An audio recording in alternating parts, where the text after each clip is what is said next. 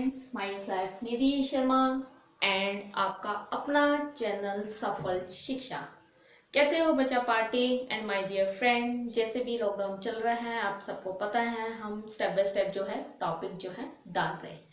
तो जो लास्ट हमारी वीडियो थी उसमें मैंने बात करी थी मीडियम की। अब बेसिकली मीडियम मैंने आपको बताया था, जो मीडियम होता है वो एक वैल्यू पर डिपेंड करता है, जिससे हम जज करते हैं कि किसको हमने रेयर में मीडियम में कंसीडर करना है और किसको हमने डेंसर मीडियम में कंसीडर करना है। तो वो वैल्यू क्या होती है, इस वीडियो में हम उस वैल्यू का पूरा प्रॉपर वैसे डिस्क्रिप्शन देंगे।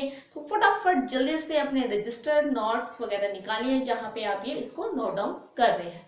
तो बेसिकली आपने देखा, बोर्ड पे देखो, आप बोर्ड पे मैंने मेंशन कर रखे हैं जो हमारा आज का टॉपिक है वो हमारे पास है रिफ्रैक्टिव इंडेक्स के ऊपर। तो सबसे पहले बेसिकली जो हमारे पास वैल्यू आ रही है डेफिनेशन का नाम है एब्सोल्यूट रिफ्रैक्टिव इंडेक्स। अब ये एब्सोल्यूट रिफ्रैक्टिव इंडेक्स क्या होता है, डेफिनेशंस में देखो आपको पूरा क्लियर दे रखा है। Absolute refractive index of a medium, मतलब किसी भी मीडियम की, is defined as the ratio of the speed small c of light in vacuum or air to the speed small v of the light in any medium। मतलब it is the ratio of the speed of light। Light की speed को हम small c से denote करते हैं, और वो जो लाइट की स्पीड है उसको वैक्यूम भी कह सकते हो या फिर आप एयर भी कह सकते हो। एंड टू द अपॉन में स्पीड ऑफ लाइट, जो स्पीड हमने लेनी है इन एनी मीडियम, मतलब ऊपर तो आपने कंपल्सरी है कि ऊपर तो आपने जो स्पीड लेनी है वो वैक्यूम की लेनी है, और जो नीचे आपके पास स्पीड होगी वो किसी भी मीडियम की हो सकेगी। इट इज डिनोटेड बाय, उसको हम म्यू, ये बच्चे ये जो सिंबल है इस सिंबल को हम, इसका नाम है म्यू। म्यू, इसको म्यू से डिनोट कर दो या फिर हम इसको स्मॉल एन से भी डिनोट कर सकते हैं। तो ये देखिए फॉर्मूला यहाँ पे लिखा हुआ है, small n is equal to small c upon में वी, या फिर आप इसको वही मैंने अभी आपको कहा है, या फिर small mu is equal to c by v भी आप लिख सकते हो। इसको जैसे भी आपकी नोटेशन आपने देनी है तो आप लिख सकते हो। अब इसमें सी क्या है, जो हमारे पास सी होता है, where C is equal to, जो सी की वैल्यू होती है वो हमारे पास कांस्टेंट होती है, वो हमारे पास होती है 3 इंटू 10⁸ मीटर पर सेकेंड। ये हमारे पास जो वैल्यू होती है सी की, कांस्टेंट है 3 इंटू 10⁸ मीटर पर सेकेंड। और ये जो हमारे पास होती है स्पीड ऑफ लाइट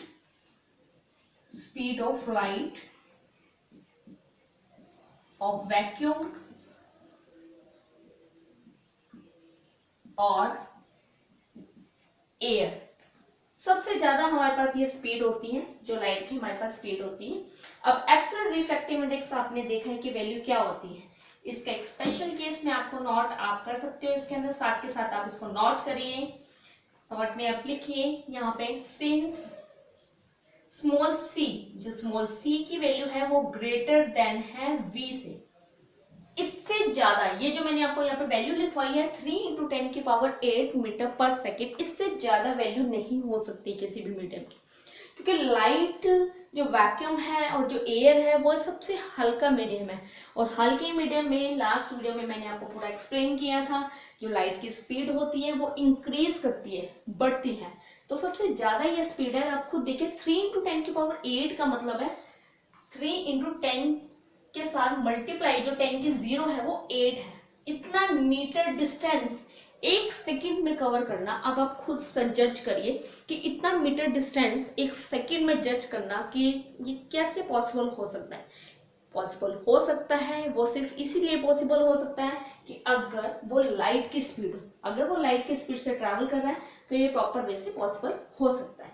तो अब जो मैंने आपको नोट लिखवाना है, नोट को आप ध्यान से समझिए, क्योंकि ये जो हमारे पास बेसिक जो पॉइंट आ रहा है आप उसको प्रॉपर वे से करिए। देखिए, since small c greater than small v, अगर ये इसमें जो है वैल्यू बड़ी है, therefore absolute refractive index of a medium is greater than 1। तो इसका मतलब है therefore absolute refractive index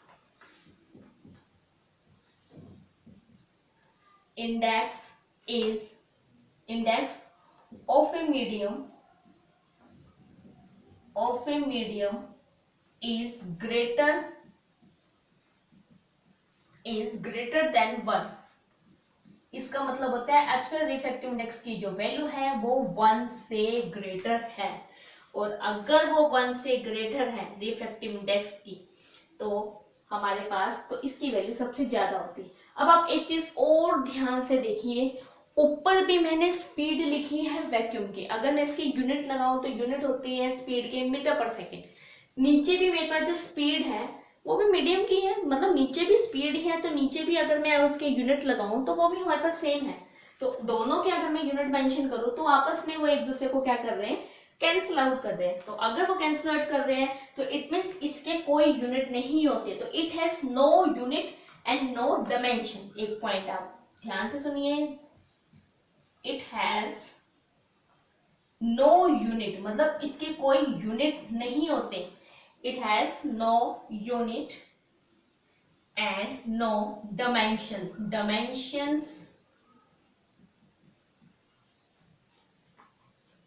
जल्दी से इसको नोट डाउन करिए कि इसके कोई यूनिट नहीं है और कोई भी इसके क्या है, डायमेंशंस नहीं है। तो ये हमारे पास रिफ्रैक्टिव इंडेक्स जो मैंने आपको प्रॉपर वे से समझाया है, ये हमारे पास रिफ्रैक्टिव इंडेक्स की वैल्यू है स्पीड की फॉर्म में।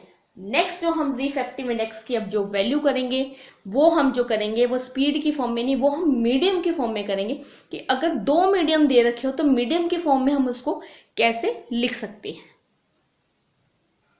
अब नेक्स्ट डेफिनेशंस देखिए, बोर्ड पे मेंशन कर रखी है मैंने डेफिनेशन। पहले डेफिनेशन थी हमारे पास एब्सोल्यूट रिफ्रैक्टिव इंडेक्स।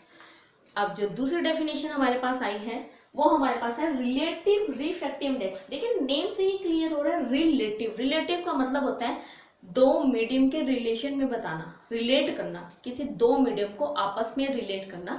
डेफिनेशन ध्यान से सुनिए बच्चे, relative refractive index if medium 1, कोई भी हम मीडियम 1 ले सकते हैं, कुछ भी ले सकते हैं कि एयर है, वाटर है या ग्लास है। Medium 1 has absolute refractive index, एक मीडियम है जिसका मैंने रिफ्रैक्टिव इंडेक्स मैंने यहाँ पे ले लिया n1 भी आप ले सकते हो, μ1 भी आप ले सकते हो, जो मैंने आपको पहले ही क्लियर कर दिया था कि आप μ1 भी ले सकते हो। And medium 2 has refractive index जिसका खुद का रिफ्रैक्टिव इंडेक्स है n2। Then relative refractive index, अगर हम रिलेटिव बता रहे हैं, रिलेटिव में देखो मैंने पहले रखा है medium 2 with respect to 1। With respect to का मतलब है सबसे पहले मैंने मीडियम 2 को ऊपर रखा है, हम 2 को 1 के रिस्पेक्ट में बता रहे हैं। Clear, medium 2 with respect to 1 is given by, उसको लिखने का बच्चे तरीका आप देखो कैसे है। यहाँ पे मैंने 2 को पहले लिखा हुआ है, जो नंबर पहले होगा इसके पैरों में, इसके नीचे साथ में होगा, वो नंबर पहले रीड आउट होगा। ध्यान से सुनिए, ये बच्चों का सबसे बड़ी कंफ्यूजन है, बच्चों को रिफ्रैक्टिव इंडेक्स लिखना ही नहीं आता या जो लिखा होता है उसको रीड आउट नहीं करना आता है, इसलिए आप ध्यान से सुनिए। इसमें मैंने यहाँ पे 2 को पहले रखा है, 2 का मतलब है जो नंबर पहले होगा वो नंबर पहले पढ़ा जाएगा और जो नंबर इधर है उसके रिस्पेक्ट में जाएगा वो नंबर, मतलब refractive index, relative refractive index और medium second with respect to 1। Clear, second with respect to 1। आप इस चीज को ऐसे भी लिख सकते हो, नोटेशन है बच्चे, हम इसको ऐसे भी लिख सकते हैं। अब देखिए यहाँ पे मैंने 2 को पहले रखा है तो पहले 2 ही रीड आउट होगा, रिफ्रैक्टिव रिलेटिव रिफ्रैक्टिव इंडेक्स और medium 2 with respect to 1 is given by. तो अब मैंने सेकंड का रिफ्रैक्टिव, सेकंड मीडियम का रिफ्रैक्टिव इंडेक्स लिया था n2, तो मैंने n2 को ऊपर रखा अपॉन में n1। और अगर मैं इनकी वैल्यू लगाऊं तो आपको पता है रिफ्रैक्टिव इंडेक्स की वैल्यू अभी मैंने जो पीछे सिखाई है, एब्सोल्यूट रिफ्रैक्टिव इंडेक्स होता है हमारे पास speed of light of medium, speed of light in vacuum to the speed of light in any medium. अब देखिए, अब दोनों में एक चीज कॉमन देखिए, अगर मैंने रिफ्रैक्टिव इंडेक्स n2 का निकालना है तो ऊपर तो लाइट की स्पीड ही आएगी बट नीचे स्पीड जो हो जाएगी 2 की वजह से मैंने यहाँ पे v2 कर दिया। v2 का मतलब जो यहाँ पे वेलोसिटी जो स्पीड जा रही है वो 2 सेकेंड मीडियम की जा रही है। ऐसे मैंने n1 की निकाली, जो n1 हमारे पास जा रहा है वो c तो कांस्टेंट ही है, स्पीड ऑफ लाइट वो तो फिक्स है, नीचे कोई भी मीडियम होगा तो मीडियम 1 उसकी जो हमारे पास स्पीड है वो v1। अब c से c को कैंसिल किया मैंने, कैंसिल करने के बाद अब देखिए ये अपॉन में है तो v1 ऊपर गया और v2 नीचे आया। तो अगर हम उसको स्पीड की फॉर्म में अगर हम इसको लिखते हैं तो स्पीड की फॉर्म में हमारे पास relative refractive index of medium second with respect to 1 is equal to the speed of light of medium 1, देखो मेंशन करके है, और medium 1 to the speed of light of medium 2। Clear. आज बेसिकली हमने तीन जो है, आज मैंने आपको फॉर्मूले जो है डिस्कस करे हैं। तीन फॉर्मूले में सबसे पहले मैंने फॉर्मूला आपको बताया था एब्सोल्यूट रिफ्रैक्टिव इंडेक्स। सेकंड मैंने आपको मीडियम की फॉर्म में रिलेटिव रिफ्रैक्टिव इंडेक्स को मीडियम की फॉर्म में कैसे लिखते हैं वो मैंने आपको लिखना बताया। और अगर हमें इसकी वैल्यू दे रखी है, स्पीड की वैल्यू दे रखी है, तो हम इसको स्पीड की फॉर्म में कैसे लिखते हैं, तो ये हम स्पीड की फॉर्म में भी लिख सकते हैं। तो बेसिकली जो बेसिक डिफरेंस है उस चीज को आप क्लियर करिए। आप इस चीज को हम आपको ध्यान से सुनिए, इस चीज को कैसे क्लियर होगा। अब आप ये देखिए डायग्राम के अकॉर्डिंग मैं आपको ये चीज एक बार डायग्राम के अकॉर्डिंग आपको समझाऊं तो आप उसको ध्यान से देखिए। ये मैंने इंटरफेयर मीडियम लिया, क्लियर। यहां पे हमने ड्रॉ किया नॉर्मल,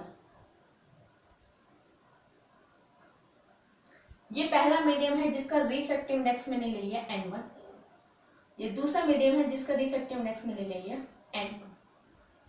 क्लियर। ये मीडियम 1 है, ये मीडियम सेकंड है, क्लियर।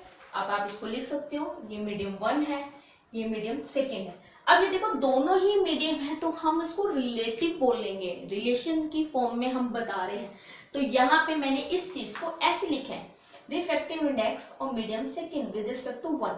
तो सेकंड है, सेकंड का हमारे पास रिफ्रैक्टिव इंडेक्स n2 है डिवाइड बाय 1, उसके रिस्पेक्ट में बताया। अगर मैं n2 की वैल्यू यहाँ से निकालूं तो वो हमारे पास c/v2 जा रही है और इसकी वैल्यू हमारे पास c/v1। कांस्टेंट क्वांटिटी हमेशा कैंसिल हो जाती है, वो कैंसिल आउट हो गई। कैंसिल आउट होने के बाद आपके पास जो रिलेशन आया है वो हमारे पास रिलेशन जो आया है n1 relative refractive index of medium second with respect to 1 की फॉर्म में आया है, जो हमारे पास आया है। It is the ratio of speed of light of medium 1 to the speed of light in medium 2। तो बेसिकली मैंने आपको जो चीज समझाई है इसके अंदर, आपने दो चीजों के ऊपर ध्यान रखना है कि आपको किस फॉर्म में दे रखा है और कैसे करना है। तो आज का जो हमारा टॉपिक था बेसिकली इसमें मैंने आपको रिफ्रैक्टिव इंडेक्स और एब्सोल्यूट रिफ्रैक्टिव इंडेक्स के बारे में बताया। जो नेक्स्ट हम वीडियो डालेंगे उसके अंदर प्रॉपर वे से डिस्क्रिप्शन होगी। कुछ रिफ्रैक्टिव इंडेक्स की वैल्यू कांस्टेंट होती है, किसकी वैल्यू क्या होती है, कैसे होती है, वो आपको प्रॉपर वे से डिस्क्रिप्शंस में दिया जाएगा। तो जल्दी से इसको नोट डाउन करिए ताकि हम अपना जो टॉपिक है फिनिश करें। फिनिश करने के बाद अब नेक्स्ट जो है हम अपना दूसरा जो है टॉपिक स्टार्ट करें। Thank you.